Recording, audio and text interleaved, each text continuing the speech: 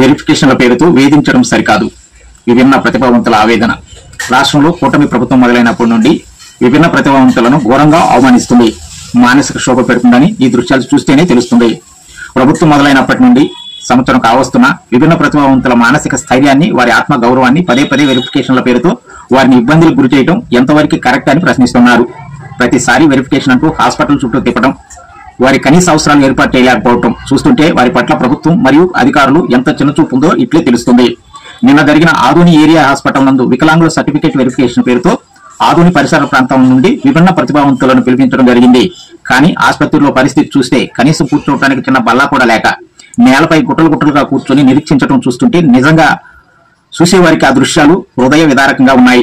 కనీసం లేచి కూర్చొని వాళ్ళు, నడవలేని వాళ్ళు పడుతున్న అవస్థలు చూస్తుంటే చూసిన వాళ్ళకి కన్నీళ్లు రాక ఆగవు. తక్షణమే ఈ బూటకప్పు ఎంక్వైరీలను ఆపి విభిన్న ప్రతిభావంతుల ఆత్మధైర్యాన్ని అందించాలని కోరుతున్నారు.